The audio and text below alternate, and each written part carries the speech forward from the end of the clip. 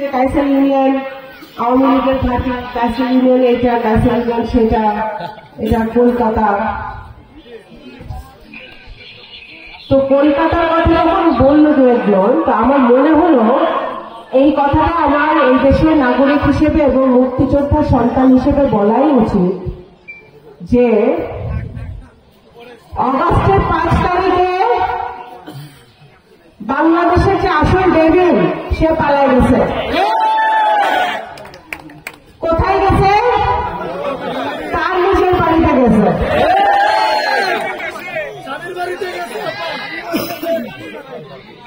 বাংলাদেশকে বাঁচায় দিছে,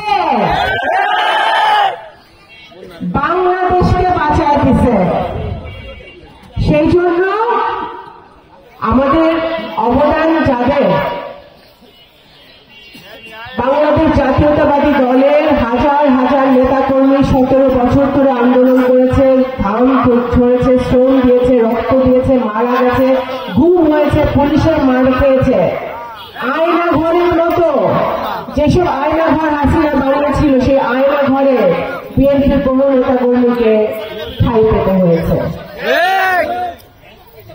তাদের অবদান, তাদের ত্যাগ, তাদের তিতিক্ষা এবং সর্বোপরি এই বাংলাদেশের ছাত্র জনতা যে আন্দোলন করেছে, কোটা আন্দোলন নিয়ে শুরু হয়েছিল, কিন্তু 17 বছরের বেদনা, 17 বছরের যে গ্লানি, 17 বছরের যে দুঃখ, 17 বছরের যে রাগ, সব গিয়ে থেকেছে হাসিনার বিদায় নিতে হবে, গণতন্ত্র প্রতিষ্ঠা করতে হবে। সেই কারণে আজকে সকলে 17 কোটি জনতা, ছাত্র জনতার ত্যাগের কারণে, বিএনপি নেতাকর্মীর ত্যাগের কারণে আজকে আমাদের এই অবস্থায় আমরা এসে আজকের দিনে কাইসার ইউনিয়নে একটি বিশাল সমাবেশ আমরা করতে পারছি। বন্ধুগণ, অনেকে অনেক কথা বলে, সকল ছাত্রদের প্রতি আমি শ্রদ্ধা রেখে বলছি, ওদের অনেকের সাথে আমারও ব্যক্তিগতভাবে কথা হয়। আমি সবার প্রতি, যারা ছাত্ররা যারা মাঠে নামে, যারা দেশের জন্য কথা বলে, যারা জনগণের জন্য কথা বলে, তারা অবশ্যই দেশকে ভালোবাসে, তারা দেশপ্রেমিক দেখেই বলে।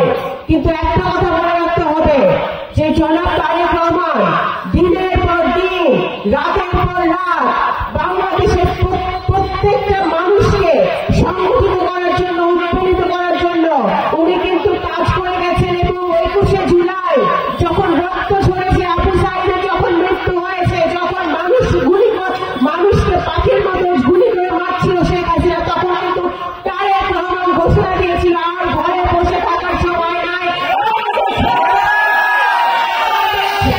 রক্ত ঝরেছে, আপনারা সকলে মাঠে নামেন। বিএনপি, ছাত্রদল, যুবদল, স্বেচ্ছাসেবক দলের এখনো অনেক নেতাকর্মীরা তাদের পায়ে গুলি আছে, তারা আহত অবস্থায় বাড়িতে আছে, তারা এখনো অনেকে ঠিক মতো হাঁটতে পারে না, চলতে পারে না। সেটা ভুলে গেলে চলবে না। আজকে আমরা 21 দফার কেন দিয়েছে বিএনপি? আপনাদের যারা এখানে প্রবীণ নেতা আছেন বা যারা আমাদের ইয়াং জেনারেশন আছেন, শহীদ জিয়ার 19 দফা আপনারা পড়েছেন? শহীদ জিয়ার 19 দফার কথা আপনাদের মনে আছে? এই 19 দফা শহীদ জিয়া দিয়েছিলেন দেশ গড়ার জন্য, দেশের সংস্কার করার জন্য। কারণ তখন দেশটি, তৎকালীন আওয়ামী লীগ সরকার দেশকে একটি ভঙ্গুর অবস্থায় রেখে চলে গিয়েছিল। দেশের অর্থনীতি গড়ার জন্য, দেশের কলকারখানা গড়ার জন্য, দেশের কৃষকদের জন্য, কৃষির জন্য, যুব সমাজের জন্য, শিক্ষার জন্য, উনি শ্রমিকদের জন্য উনি 19 দফা দিয়েছিলেন। ওনার যোগ্য সন্তান, বাংলাদেশের মুক্তিযুদ্ধের আসল প্রজন্ম জনাব তারেক রহমান, সে 31 দফা দিয়েছে 19 দফার উপর ভিত্তি করে। আবারও দেশ গড়তে হবে, কারণ 17 বছরে শেখ হাসিনা দেশটাকে ধ্বংস করে দিয়ে গেছে। 31 দফায় কি আছে বন্ধুগণ? 31 দফায় আছে আমাদের সংবিধান ঠিক করতে হবে। একজন ব্যক্তির হাতে যখন সব ক্ষমতা থাকে, তখন কি হয়? হাসিনার হাসিনাকে দেখে আমরা শিখছি। এই ভুল বাংলাদেশের মানুষ আর দ্বিতীয়বার করবে না। বাংলাদেশের রাজনীতিবিদরা দ্বিতীয়বার এই ভুল করবে না। বাংলাদেশ জাতীয়তাবাদী দল সেই দল, যে দল নিজে যে রাষ্ট্র ক্ষমতায় যাবে, সুস্থ ভোট হলে সেই দল সরকার গঠন করবে, সেই দল যে ব্যক্তি প্রধানমন্ত্রী হবে, সেই তারেক রহমান নিজে 31 দফায় দিয়েছেন যে এক ব্যক্তি দুইবারের বেশি প্রধানমন্ত্রী হইতে পারবে না। রাষ্ট্রপতি প্রধানমন্ত্রী ক্ষমতার ভারসাম্য থাকতে হবে, সংসদ হতে হবে জবাবদিহিমূলক, যে সংসদে সংসদ সদস্যরা জনগণের কাছে দায়বদ্ধ থাকবে, তাদের প্রত্যেকটা কর্মের জন্য তাদের এলাকাবাসীর কাছে জবাবদিহি করতে হবে। তারা যদি এক টাকাও তারা যদি কামাই করে, তাদেরকে বলতে হবে 1 টাকা তারা কোথা থেকে কিভাবে কোন উৎস থেকে কামাই করবে। সেই সংসদ বিএনপি করতে চায়, সেই দফা 31 দফা আছে, দফায় দেখা আছে। শিক্ষা, স্বাস্থ্য, যুব, ছাত্র, নারী সব কিছু সবার জন্য বাংলাদেশ জাতীয়তাবাদী দল 31 দফায় পরিষ্কার করে রাখা আছে। আমাদের ছাত্ররা বৈষম্য বিরোধী আন্দোলন করেছে, আপনারা দেখেছেন। এই বৈষম্য কিসের? আমাদের অনেক কোটি কোটি মানুষ 3 বেলা খেতে পারে না, এখন ঠিক করে খেতে পারে না, কিন্তু হাজার হাজার কোটি টাকা চুরি করেছে হাসিনার পরিবার এবং তার পেশাদার। এই বৈষম্যের বিরুদ্ধে আন্দোলন। আজকে বৈষম্য কিসের? একজন যোগ্যতা থাকা সত্ত্বেও, MA BA পাস থাকা সত্ত্বেও আমার ভাই বোনদের চাকরি হয় না। রক্ত যদি থাকে তাহলে বেকলম হইলেও আর শিক্ষা না থাকলে তার চাকরি হয়েছে। বৈষম্য এই কারণে এই আন্দোলন। সুতরাং এই বৈষম্যহীনতা কিভাবে দূর হবে এই কথাটা পরিষ্কারভাবে বারবার 31 দফায় প্রত্যেকটি দফায় বলা আছে। যুব সমাজের জন্য আমরা কি করব, ছাত্র সমাজের জন্য আমরা কি করব, দল মত নির্বিশেষে শুধুমাত্র যোগ্যতার ভিত্তিতে আমাদের ছাত্র সমাজের চাকরি হবে, যুব সমাজের চাকরি হবে বিএনপি রাষ্ট্র ক্ষমতায় গেলে। সুতরাং আপনারা 31 দফা পড়বেন। নারীদের জন্য অনেক কিছু আছে, ফ্যামিলি কার্ডের কথা বলা আছে। প্রত্যেক মধ্যবিত্ত পরিবারের ফ্যামিলি কার্ড দেওয়া হবে, যে ফ্যামিলি কার্ডের মাধ্যমে তারা সুন্দর জীবন যাপন করতে পারবে, তারা স্বনির্ভর হবে। চিকিৎসার কথা বলা আছে, চিকিৎসার জন্য চিকিৎসা ব্যবস্থা হাসিনা ধ্বংস করে দিয়ে গেছে।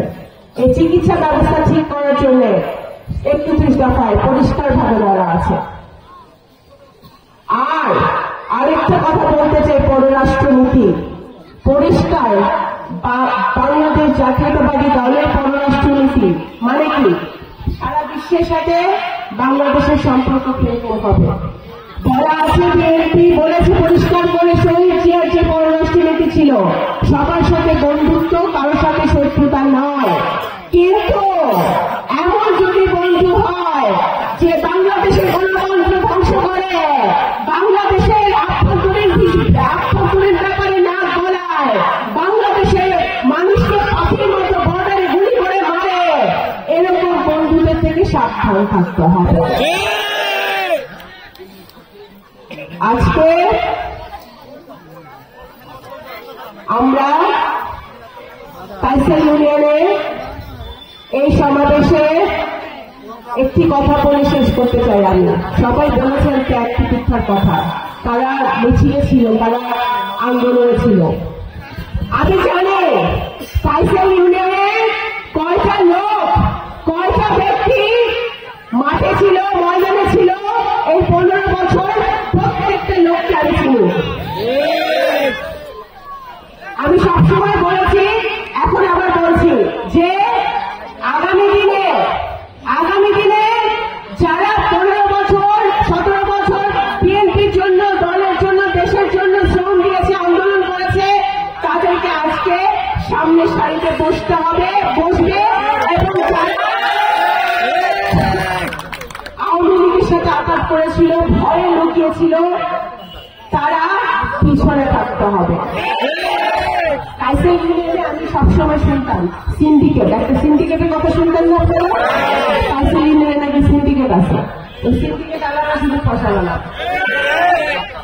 সিন্ডিকেট আলাদা শুধু পয়সা বানায়। এই সিন্ডিকেট আওয়ামী লীগের একটা ওই বিনা ভোটে আপনাদের এমপি ছিল না, এখানে এমপির একটা সিন্ডিকেট ছিল।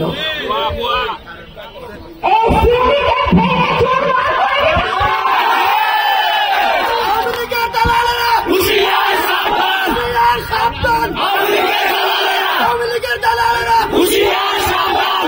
আইসেল ইউনিয়নের প্রত্যেকটা যুবক ছাত্র তারা চাকরি করবে, ব্যবসা করবে, তারা সঠিক পথে ব্যবসা করবে, এখানে কলকারখানা হবে, এখানে ব্যবসা তারা করবে, তারা তাদের শ্রম দিবে, কিন্তু কোন সিন্ডিকেটের মাধ্যমে কোন কালো ব্যবসা, কালো টাকা এখানে চলবে না, চলবে না, চলবে না।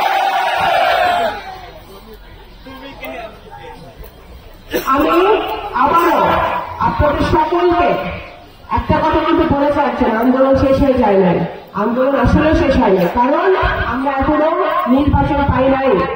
নির্বাচনের জন্য 17 কোটি মানুষ বসে আছে। আমরা এই অনেক যুব সমাজ, এখানে অনেক 18 বছরের ছেলেমেয়েরাও এখানে আছে যারা ভোট দিতে পারে নাই প্রথমবারের মতো।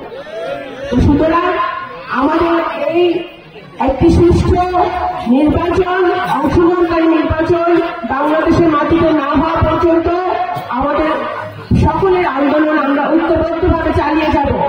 সংস্কার তো চলবে, সংস্কার চলমান প্রক্রিয়া, সংস্কার অবশ্যই চলবে। হাসিনা যা করে গেছে, নির্বাচন কমিশন, বিচার বিভাগ, দুদক, জনপ্রশাসন, শিক্ষা, স্বাস্থ্য, সবকিছুতে সংস্কার করতে হবে। সংস্কার তো অবশ্যই করতে হবে। এবং আমাদের বাংলাদেশ জাতীয়তাবাদী দল বর্তমানে যে অন্তর্বর্তী